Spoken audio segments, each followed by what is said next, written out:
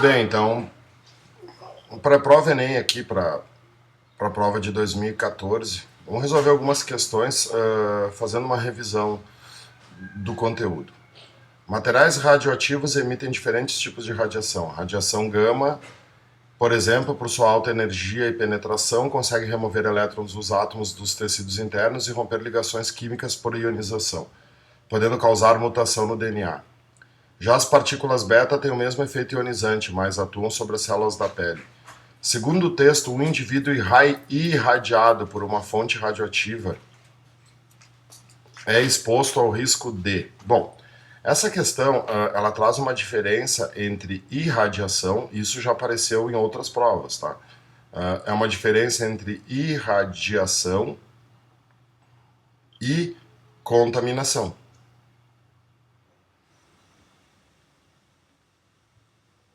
Então aqui a gente tem um conceito que é recorrente no Enem.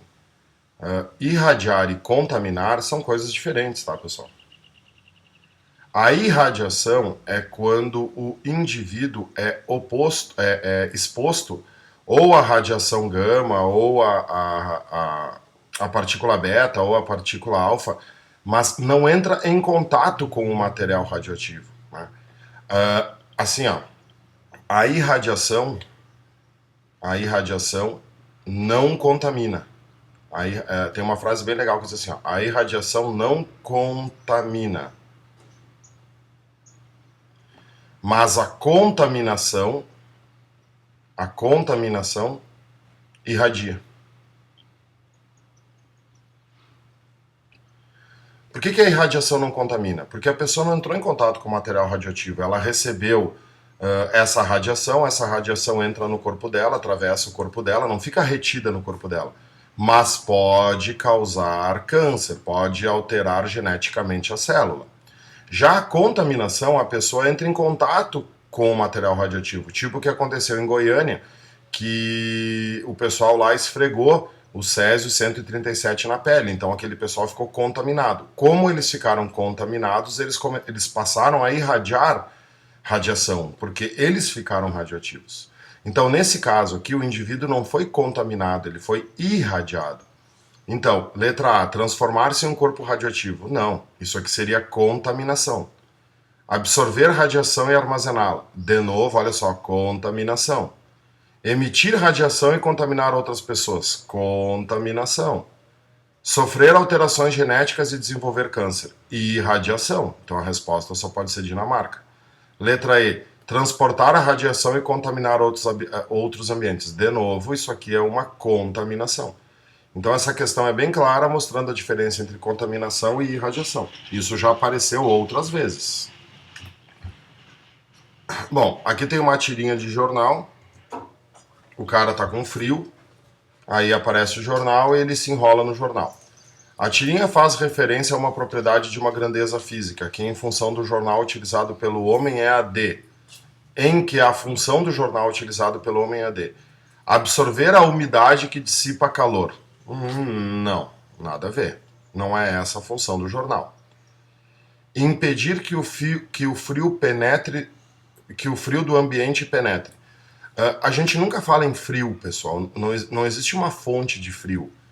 O que existe? Existe ganhar energia ou perder energia, isto é, o calor entrar no teu corpo ou o calor sair do teu corpo. Quando o calor sai do nosso corpo, a gente tem uma sensação de frio. Quando o calor entra, a gente tem uma sensação de calor. Então, não existe penetração de frio, não existe perder frio, não existe ganhar frio. Manter o calor do homem concentrado. Bastante gente confunde, bota de resposta essa letra C aqui. Por quê? Porque a função do jornal é servir como um isolante, né? Qual é a função do jornal?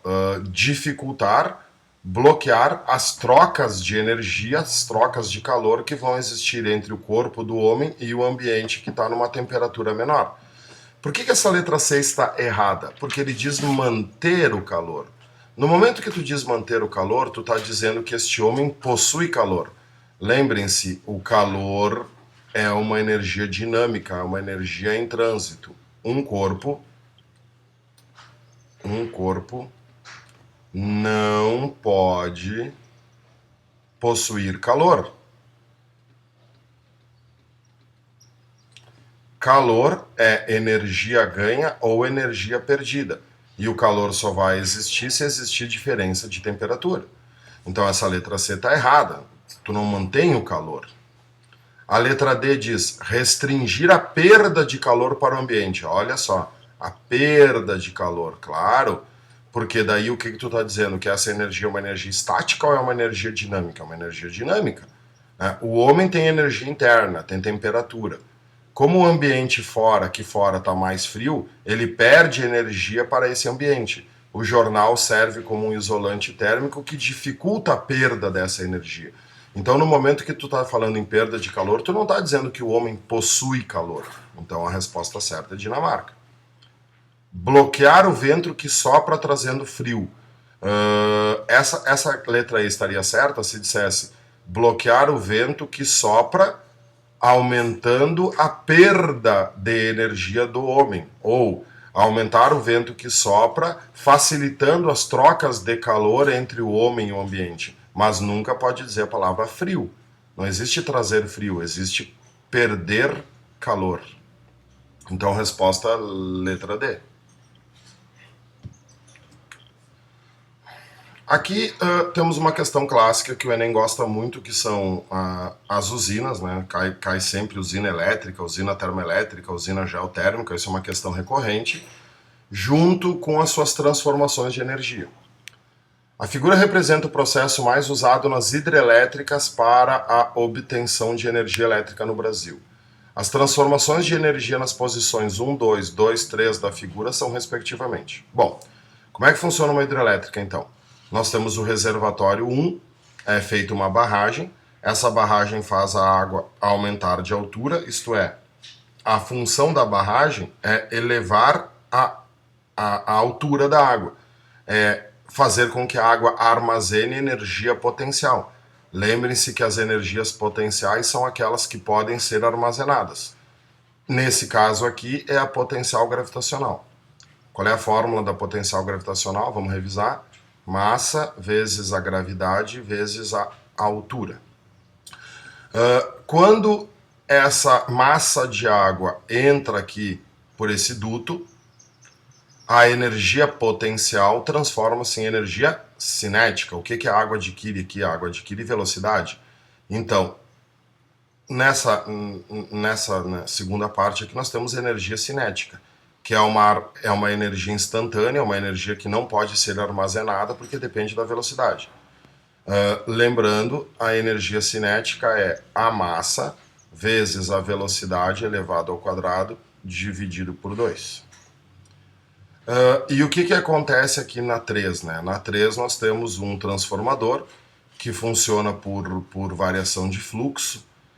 Nessa parte 3 aqui, tu estás liberando para as linhas de energia potencial elétrica, que também é uma energia que pode ser armazenada. Como que a usina faz isso? Vamos se lembrar. Lei de Faraday. Eles podem pedir isso. O que diz a lei de Faraday? A lei de Faraday diz que a força eletromotriz induzida é menos a variação do fluxo magnético dividido pelo tempo que essa variação ocorre. Aqui nós temos o nosso amiguinho Volt. A variação de fluxo é medida em Weber e a variação de tempo é medida em segundos. Weber sobre segundo é o Volt. Então, a turbina recebe a energia cinética da água, essa turbina gira. Girando a turbina, aqui dentro nós temos as espiras, né? O gerador, aqui dentro do gerador nós temos as espiras, aqui ele mostra os ímãs, aqui a espira está aqui. Essas espiras girando dentro do campo magnético causam uma variação no fluxo e essa variação no fluxo induz uma diferença de potencial, induz energia elétrica. Então, letra A, energia cinética, não, né? Começa com energia potencial gravitacional. Então, pode ser C, D ou E. Então, é energia potencial para energia cinética. depois, né, de 1 para 2 e de 2 para 3. Então, energia potencial para energia elétrica aqui não, energia potencial para energia elétrica não. Então, nós temos energia potencial, depois energia cinética, né? Do 1 para o 2 a potencial vira cinética, e do 2 para o 3 a cinética vira elétrica. Então, Canadá. Já que nós estamos fazendo uma revisão de energia, te lembra também da energia potencial elástica, que também aparece bastante no Enem. Kx ao quadrado sobre 2. Essa é uma energia que também pode ser armazenada, acontece principalmente em molas, em elásticos, ou num arco e flecha, por exemplo. O K é a constante da mola, essa constante aqui deve estar sempre no SI, em newtons por metro. O X é a deformação da mola, esse X deve estar sempre em metros, para que a unidade da energia dê o joule, que é o SI. Então, tanto a potencial elástica, quanto a potencial gravitacional, quanto a potencial elétrica podem ser armazenadas, e a cinética não. A cinética é uma energia instantânea. Uma residência possui 2 aparelhos de TV, 2 geladeiras, um computador, um ferro e 8 lâmpadas incandescentes. A resistência elétrica de cada equipamento está representada pela figura 1. Então, 40 ohms, 60, 40, 120 e 20.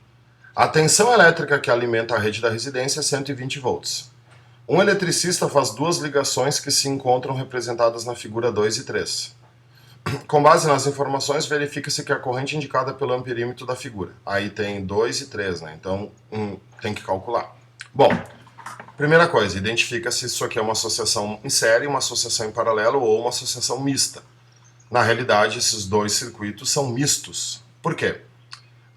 O computador, a TV e a geladeira estão em paralelo entre eles.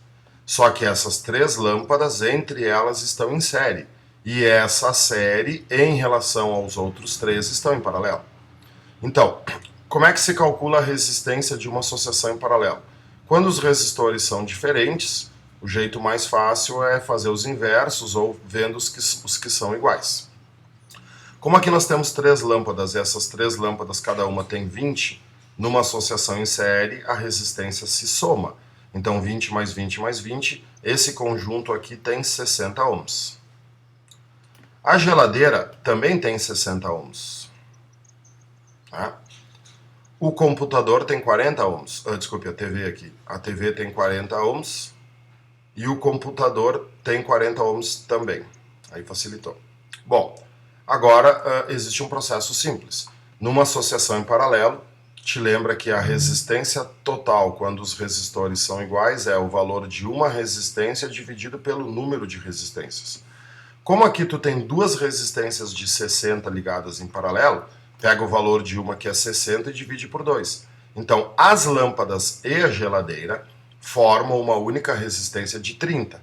Então, o que a gente vai fazer? Vamos simplificar o circuito. Né? Essas lâmpadas e essa geladeira equivalem a uma resistência de 30 ohms. Como a TV e o computador têm 40, né, em paralelo, mesmo processo, divide 40 por 2, nós vamos ter 20. Então, o que nós temos nesse circuito é um paralelismo de 30 com 20. Aí a gente aplica a fórmula das resistências diferentes, ou faz os inversos, ou faz por multiplicação e soma. A resistência total vai ser 30 vezes 20, dividido por 30 mais 20. Então, nós teremos 600 dividido por 50. Tá? Corta e corta, 60 dividido por 5 são 12 ohms de resistência. Acabei de calcular a resistência equivalente dessa associação. Aplico o nosso amiguinho Uri. A força eletromotriz, a DDP da resistência é 120. A resistência desse circuito é 12 vezes I. 120 dividido por 12, nós temos uma corrente de 10 amperes.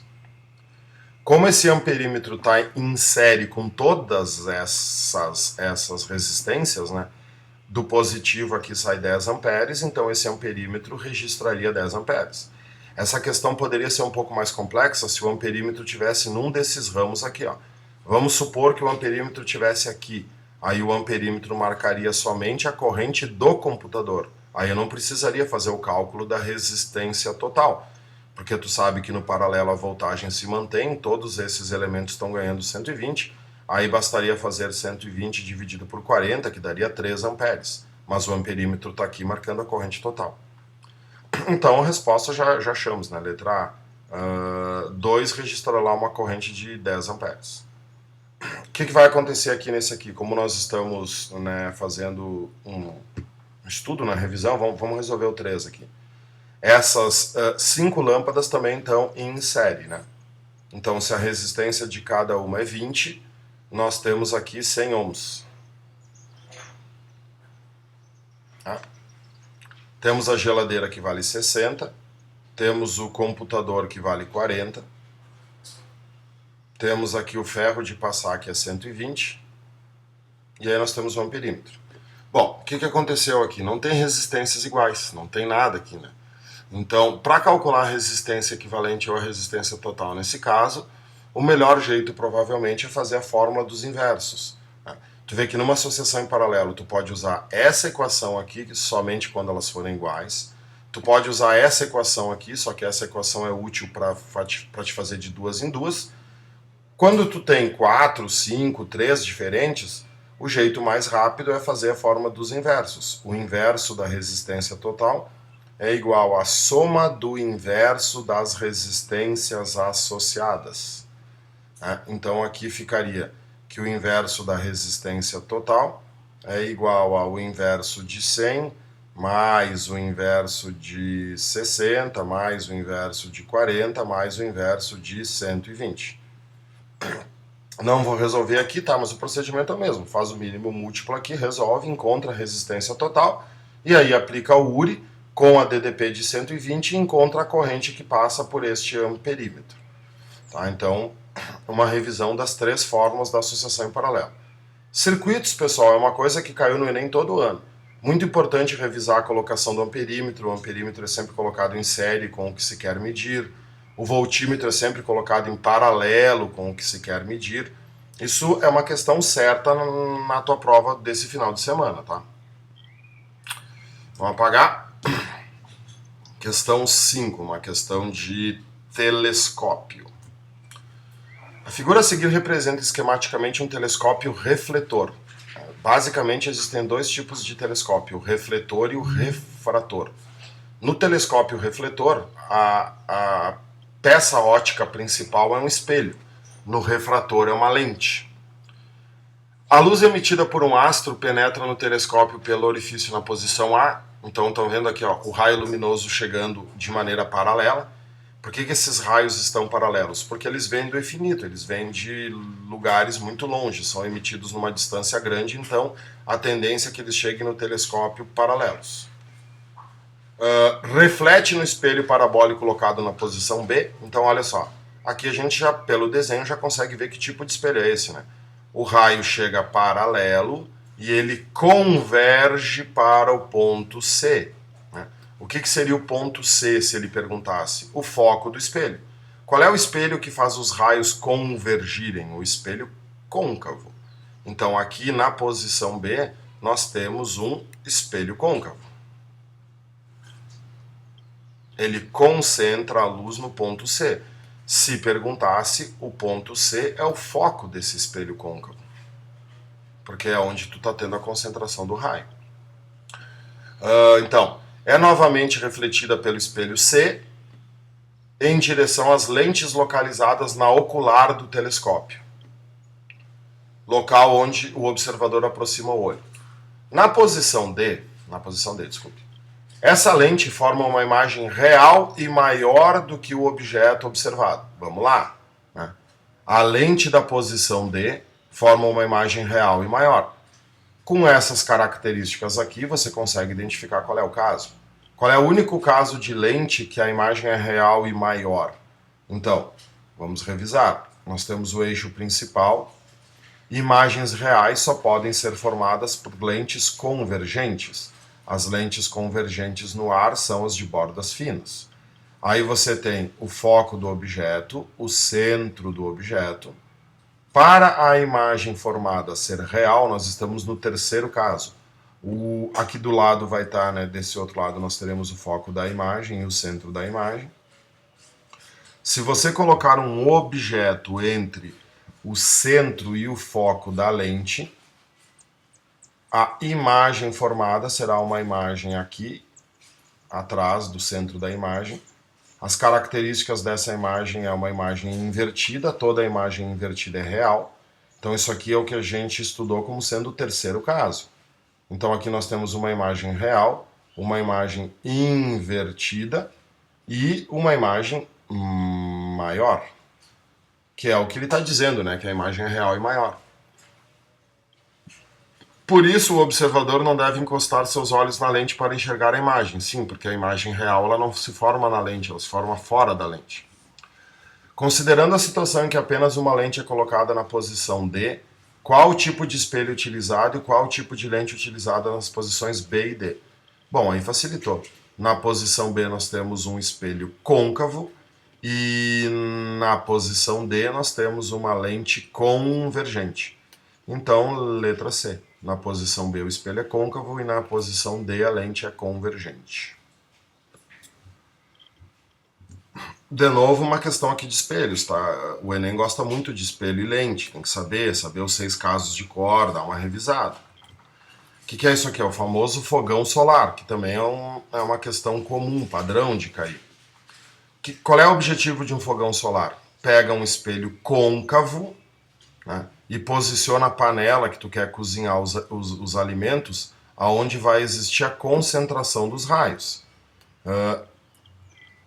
A gente já viu até, né, o telescópio ali na questão 5 nos ajuda a fazer essa questão 6. Tu tem um espelho côncavo, e aí tu tem a distância focal e o centro de curvatura. Tem que cuidar para não confundir a distância focal com o centro de curvatura. O que os raios fundamentais dizem? Todo raio paralelo ao eixo principal, ele vai se concentrar no foco. Então é claro que a panela... Nossa, ficou muito torto, mas porque é difícil fazer reto com essa caneta, tá? É claro que a panela deve ser colocada no foco do espelho, porque no foco do espelho tu vai ter uma concentração dos raios luminosos. Tu não vai ter uma concentração no centro.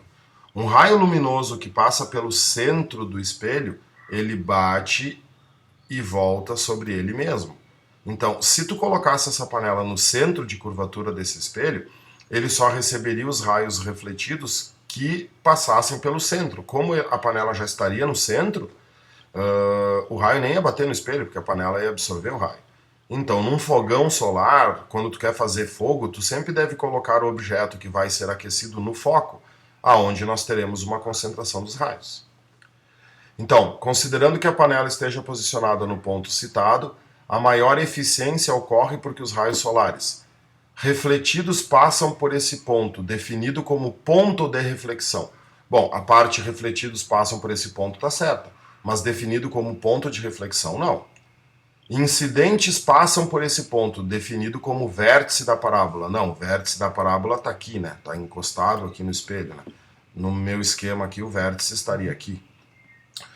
Refletidos se concentram nesse ponto, definido como foco da parábola. Sim. Letra C. Vamos ver. Incidentes se concentram nesse ponto, definido como ponto de incidência. Não. Incidentes e refletidos se interceptam nesse ponto, definido como centro de curvatura. Também não. Então, todos os raios refletidos por esse espelho aqui, ó, qualquer raio que bater na superfície do espelho vai ser enviado para essa panela aqui, porque essa panela está exatamente no foco do espelho. E aí tu acaba tendo um aumento considerável de temperatura, podendo até, dependendo do tamanho do espelho, ferver a água, fazer a água entrar em ebulição. Muito bem, então continuando o nosso pré-ENEM, essa questão 7. O manual de instruções de um computador apresenta as seguintes recomendações para evitar que o cabo de alimentação de energia elétrica se rompa. Bom, então essas recomendações são para evitar que o cabo se rompa. Ao utilizar a fonte de alimentação, acomode adequadamente o cabo que vai conectado à tomada, evitando dobrá-lo, para evitar que ele se rompa. Ao conectar ou desconectar o computador, segure o cabo de alimentação pelo plug, não pelo fio. Sim, porque se tu puxa o fio, tu pode desconectar ele do plug. Caso o usuário não siga essas recomendações e ocorra o dano previsto, a consequência para o funcionamento do computador será de... Bom, se ele não seguir essas recomendações, o cabo vai partir. Se o cabo vai partir, o computador vai ficar sem circulação de corrente. Então, letra E. Os seus circuitos elétricos ficarão sem circulação de corrente. Olha, né, essa seria uma questão considerada fácil. Os componentes serão danificados por uma descarga, a velocidade de processamento diminuirá sensivelmente, a sua fiação passará a sofrer um aquecimento excessivo, quer dizer, nada a ver. Vamos para 8. Indivíduos míopes têm dificuldade em enxergar objetos distantes. Sim, qual é que é o problema do míope? O ponto remoto está muito próximo, né? O ponto remoto deveria estar no infinito. Bom, daí ele explica aqui que usa lentes, tal, medir a distância máxima, tal. E aí diz que a divergência da lente é o inverso da distância focal. Tu vê, é uma coisa em comum, até eles dão a fórmula. Se a distância máxima que o indivíduo míope enxerga nitidamente for 50 centímetros, então o que é isso aqui? Ó? Isso aqui é a distância máxima que ele vê. Isso aqui se chama de ponto remoto.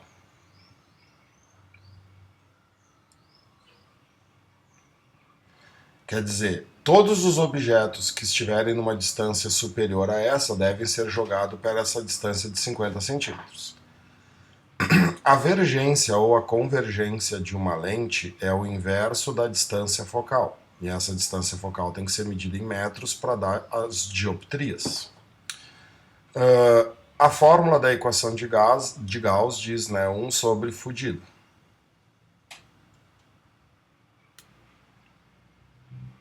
A distância focal da lente a gente precisa descobrir. A distância da imagem é sempre a distância do ponto remoto, que é esses 50 centímetros aqui, ó. E a distância do objeto é o infinito. Qualquer objeto colocado no infinito, a imagem dele vai ter que ser transportada para essa distância de 50, que é onde ele enxerga. Qual é a conclusão dessa fórmula? O foco dessa lente é o ponto remoto, o foco é de 50 centímetros. Então, para o míope, isso é uma lei, para o míope, a distância do ponto remoto é a distância focal da lente que ele tem que usar. No caso, a lente divergente, né? E aí, agora aqui que vem o problema, ó. Existe, né, ó. Tá. O foco tem que ser sempre em metros, 1 sobre 0,5, tá? Então a resposta aqui vai dar 2. Então a resposta é 2 dioptrias. Só que existe o valor negativo e existe o valor positivo, né? Em lentes, em espelhos, tu sempre tem que cuidar o sinal. Uma pessoa míope usa que lente? Uma pessoa míope usa uma lente divergente. Numa lente divergente, a distância da imagem, né, é negativa, porque a imagem é virtual. Então esse foco aqui no cálculo é um foco negativo. Então a resposta aqui vai ser menos 2 dioptrias. Muito cuidado com o sinal. Quem usa uma lente de divergência positiva é o hipermétrope, porque o hipermétrope precisa de uma lente convergente. E a lente convergente tem um foco positivo. Questão 9.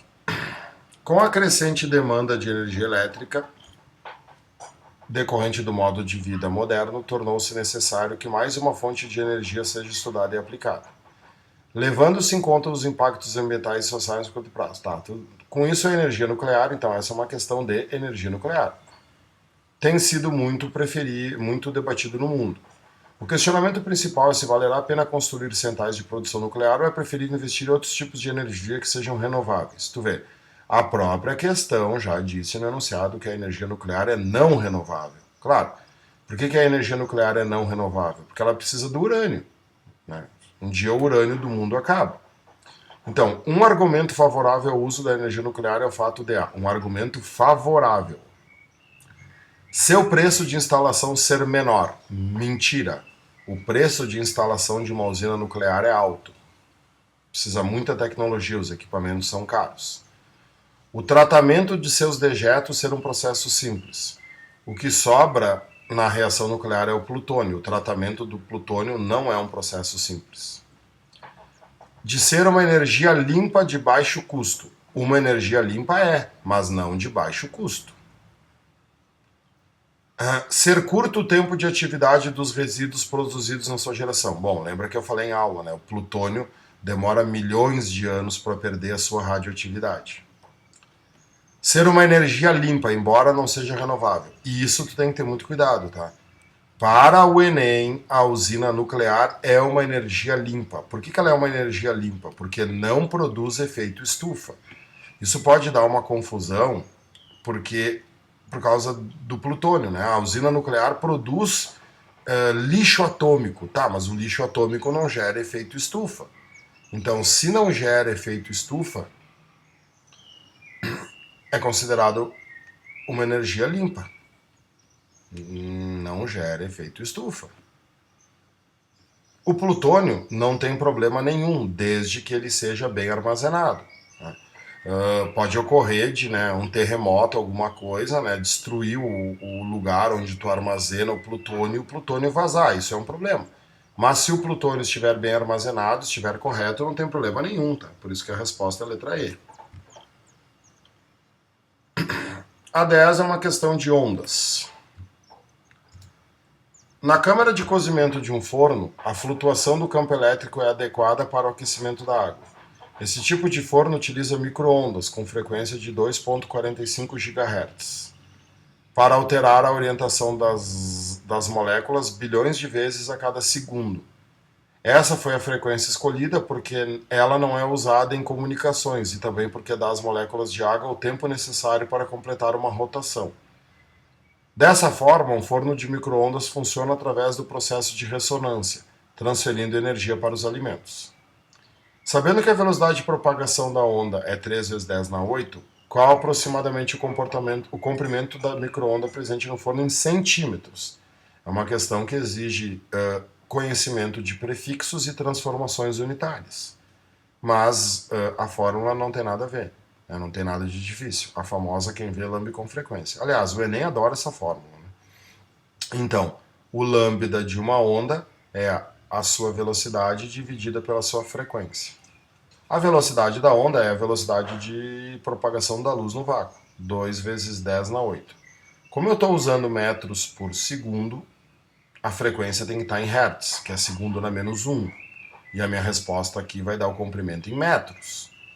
2,45 giga, aí que vem o processo, né? Tinha que se lembrar que o giga é um prefixo que vale 10 na 9. Então aqui eu vou ter 2,45 vezes 10 elevado na nona.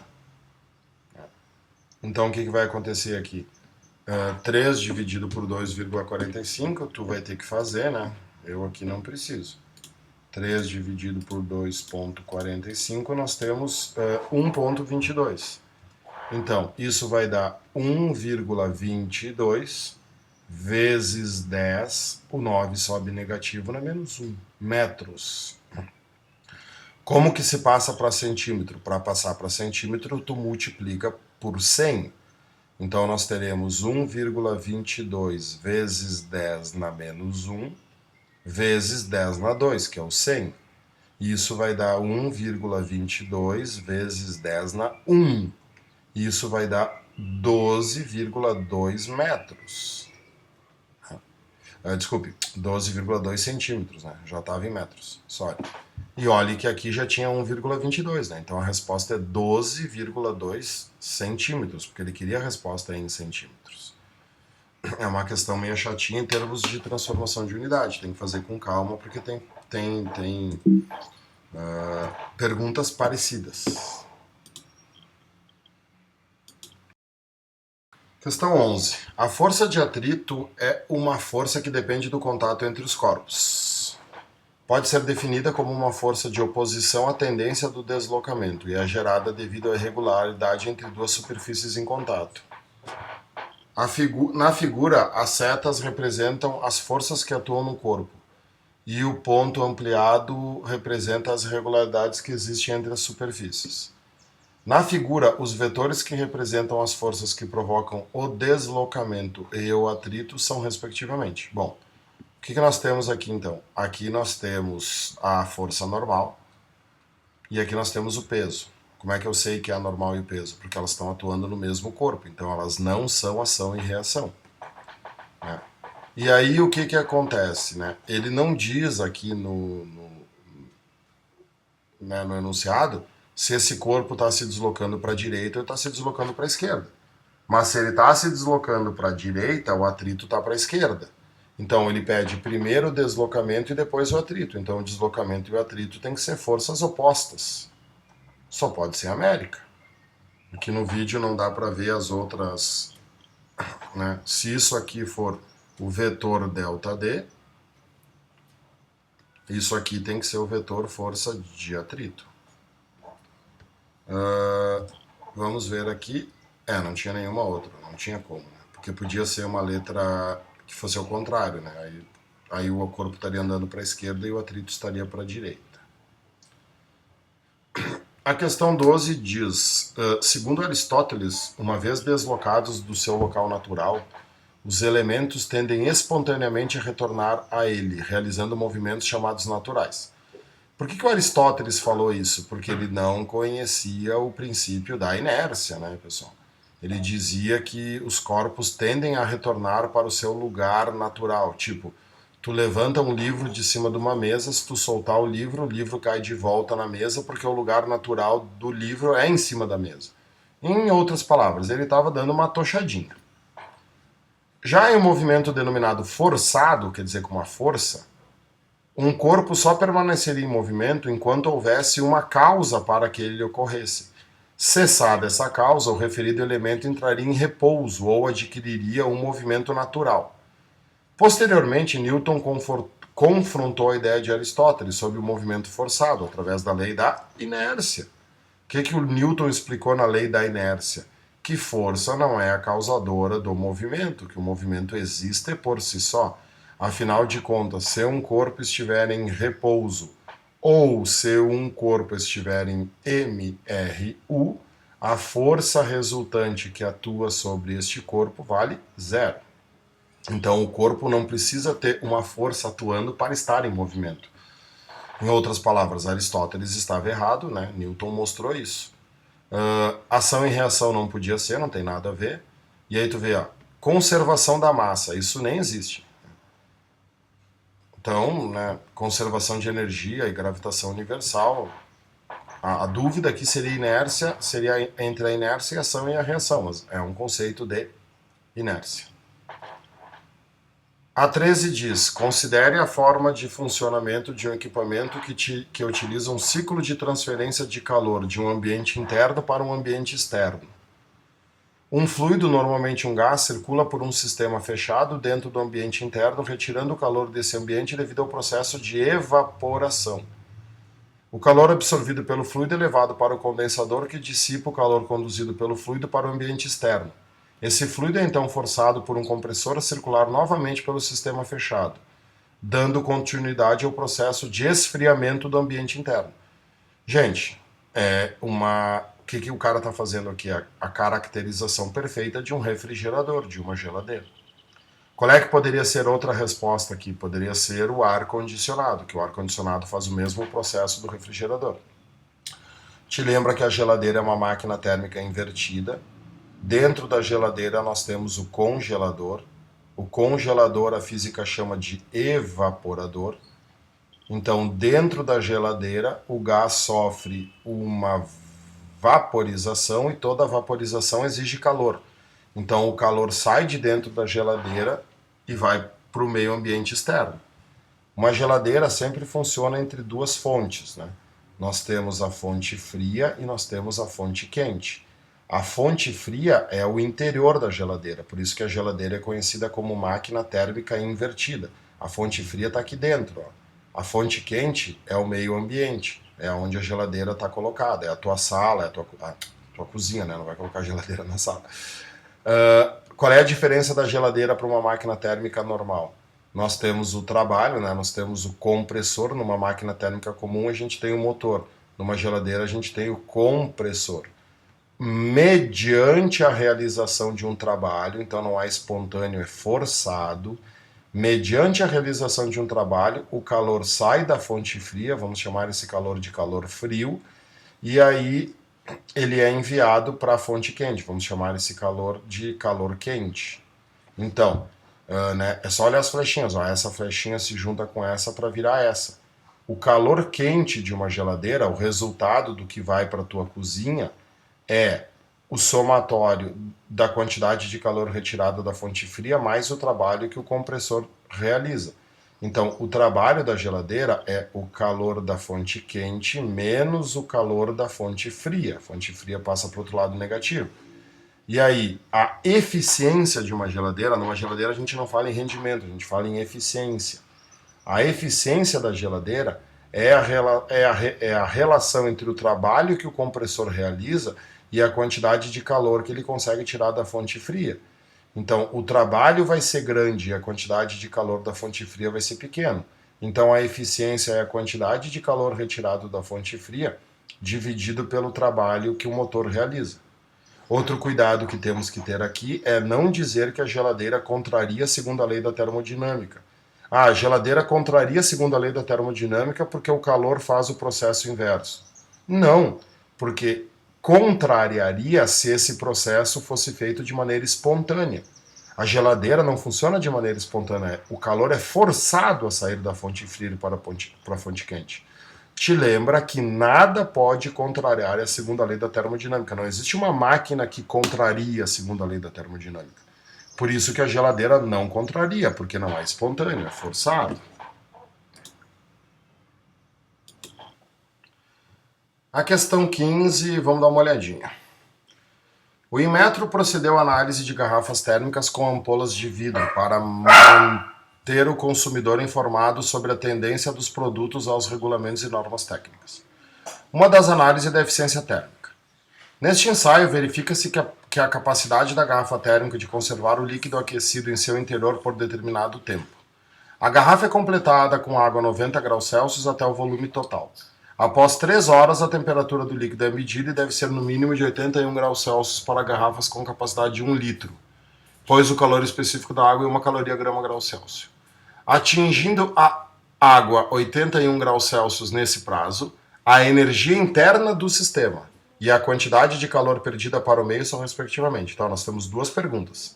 A energia interna do sistema e a quantidade de calor perdida para o meio. Bom, vamos começar calculando a quantidade de calor perdida para o meio. Como a água está a 90 graus Celsius e passa para 81 graus Celsius, ela perde energia, ela libera energia para o meio. Então o nosso cálculo vai ter que dar uma resposta negativa, porque é uma perda. Não envolve aqui calor latente, porque não tem mudança de estado. Então é apenas quantidade de calor sensível. O velho e bom que macete. Qual é a massa de água que eu estou usando? Bom, aqui é o problema de sempre, né? Tudo depende do calor específico. Se o calor específico está em caloria por grama, tu tem que olhar isso, né? Por exemplo, em outras provas pode estar em caloria por quilograma, pode estar em joule por quilograma.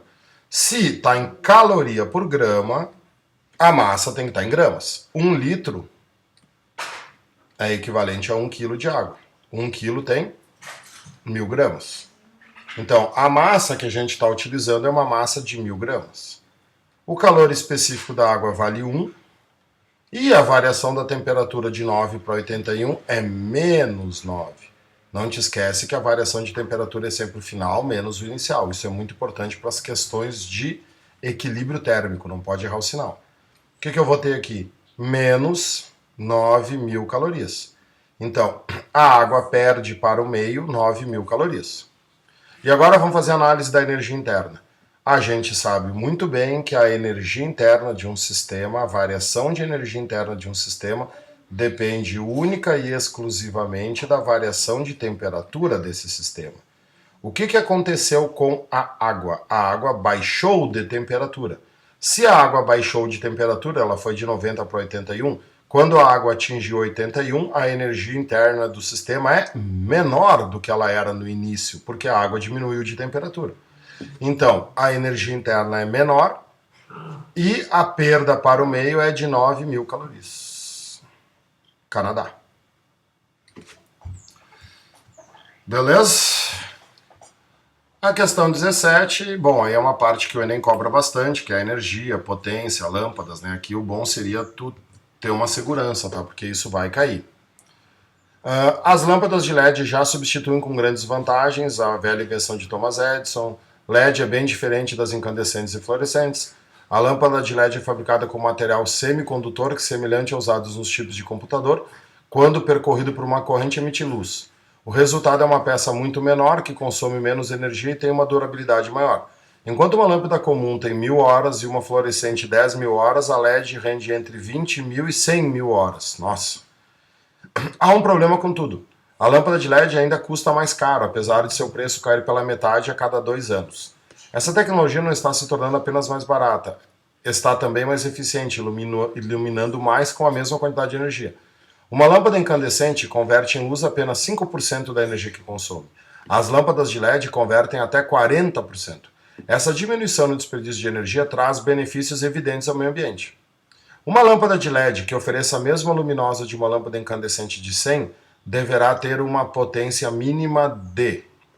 Bom, aqui é uma questão que não sei lá, não tá dando, né? Não tem que usar fórmula física. Essa questão 16 aqui, ela poderia estar muito bem na prova de matemática e suas tecnologias. O que está acontecendo aqui? Ó? Uma lâmpada incandescente converte em luz apenas 5% da energia que consome. Quer dizer, o que ele está te dando aqui? A eficiência, né? O rendimento ou a eficiência da lâmpada é 5%. E da LED tu tem uma eficiência de 40%. Então o que acontece, né? A eficiência, vamos dizer assim, da lâmpada incandescente é 5. A eficiência da incandescência. E a eficiência do LED é 40. É uma porcentagem. Então, 40 dividido por 5 dá 8. O que acontece? A lâmpada de LED é 8 vezes mais eficiente que a lâmpada incandescente. Então, uma lâmpada incandescente que tenha uma lâmpada de LED que tenha a mesma luminosa da incandescente deverá ter uma potência mínima de... Bom, se a lâmpada incandescente tem 100 watts de potência e a lâmpada de LED é 8 vezes mais eficiente, ela tem que ter 8 vezes menos potência. Então, a potência do LED vai ser de 100 dividido por 8. Isso dá 12,5 watts.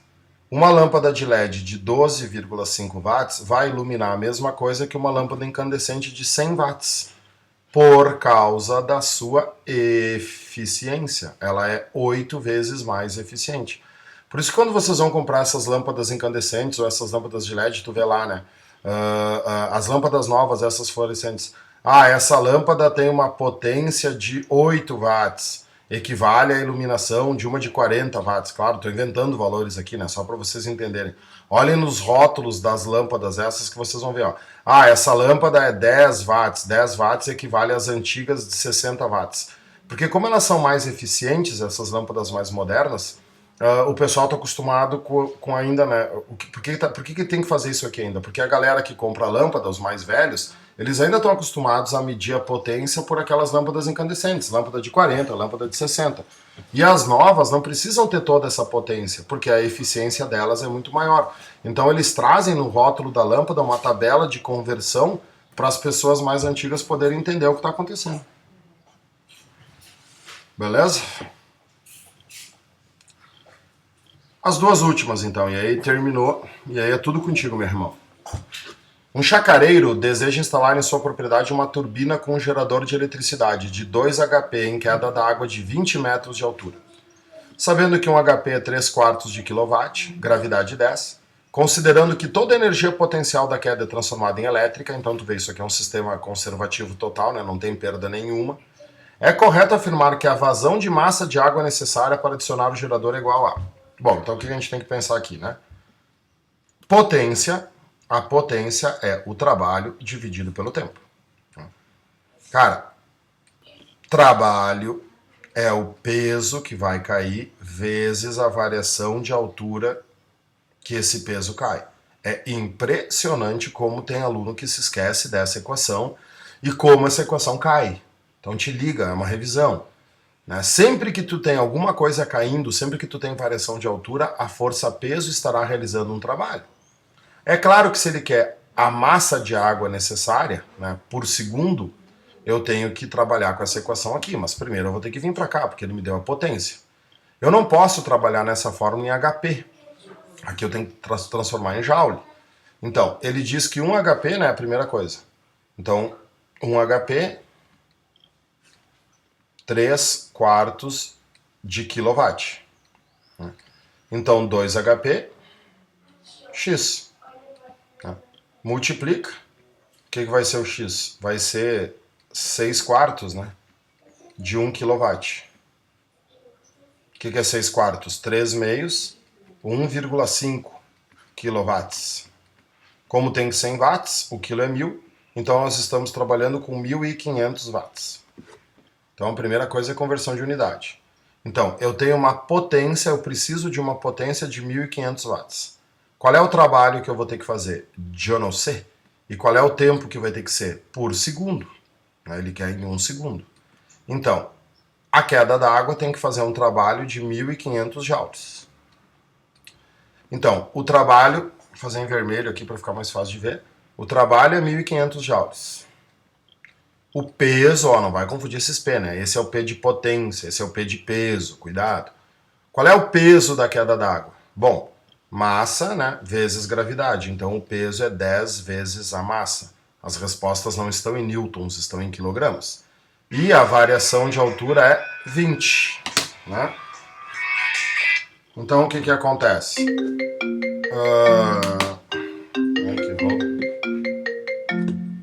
Só um pouquinho, tá tocando tudo aqui. Bom, desculpa a interrupção. Então, continuando aqui, né? O que eu posso fazer aqui? Eu posso cortar esse zero, cortar esse zero, cortar esse zero e cortar esse zero. Então, a massa de água que eu vou estar trabalhando é 15 dividido por 2. Então, eu tenho uma massa de água de 7,5 quilogramas. Como eu usei o tempo de 1 segundo, isso vai ter que cair 7,5 quilogramas a cada segundo. Então, Canadá. Uma bela revisão aqui de trabalho e de potência, tá, pessoal? E a última da nossa revisão, questão 18, é: a medida da velocidade de um veículo utilizando radar baseia-se no fato que as ondas emitidas pelo radar e detectadas após serem refletidas pelo veículo em movimento têm frequências diferentes. O que ele está dizendo? O efeito Doppler. Aí a pergunta é: a onda refletida pelo veículo citado no texto é uma. Bom, aqui é uma coisa muito importante, né? A gente, às vezes, né, por estudar efeito Doppler em acústica, pensa que o efeito Doppler só acontece em onda mecânica, só acontece com o som. Só que a velocidade de um veículo, quando a polícia utiliza um radar para dar multa, não usa som, usa onda eletromagnética. Te lembra que eu falei isso em aula, né? Tu tem um carro. O carro pode estar ou se afastando ou se aproximando do policial. Aí eles ficam com aquelas pistolas lá, né? O que aquela pistola faz? Aquela pistola emite uma onda. Essa onda é uma onda eletromagnética que viaja na velocidade da luz, uma velocidade de 3 vezes 10 na 8. Essa onda vai bater no carro. Se o carro está se afastando, vamos supor que essa onda tem uma frequência de 1000 Hz. Como o carro está se afastando do policial, quando a crista da onda bater no carro, né, o carro vai ter andado. Então o próximo vale ou a próxima crista vão bater depois do que eles deveriam bater. Então a onda refletida volta com um comprimento maior do que a onda emitida. Essa diferença no comprimento vai dar uma diferença na frequência. Nesse caso aqui, sei lá, vai voltar com uma frequência de 900 Hz. Como tu aumenta o comprimento, tu diminui a frequência. O aparelho capta essa diferença de frequência e transforma isso em velocidade. Então, qual é que é o problema disso aqui para o motorista, não para o policial? Né? Para o policial é bem bom. é instantâneo, porque a velocidade da onda é muito grande. Então ele aponta para o carro, a onda bate e volta com uma velocidade gigantesca e em, sei lá, 1/10 de segundo já aparece a velocidade com que o carro está andando aqui no mostrador. Então, a onda refletida pelo veículo é uma onda mecânica? Não. É uma onda eletromagnética? Sim. E se propaga com velocidade da luz? Sim. Vamos ver as outras. É uma onda mecânica? Não. É uma onda eletromagnética que tem o mesmo comprimento da incidente? Não. Se o comprimento fosse o mesmo, não teria diferença de frequência. Onda eletromagnética que, devido à sua alta frequência, se propaga com velocidade maior do que a da luz. Nossa, aqui o Einstein chegou a se virar no caixão, né? Então só pode ser a Brasil. Valeu, pessoal. Acho que foi uma boa revisão. Gostei. Espero que vocês se puxem, estudem. Uma boa sorte na prova. Não vou poder acompanhar todo mundo aí, né? A galera tá toda espalhada. Mas vão com calma, leiam. O primeiro dia do Enem é um dia que relativamente tem tempo. O que vocês acharem muito difícil, pulem, revisem. E boa prova. Um abraço e tudo de bom.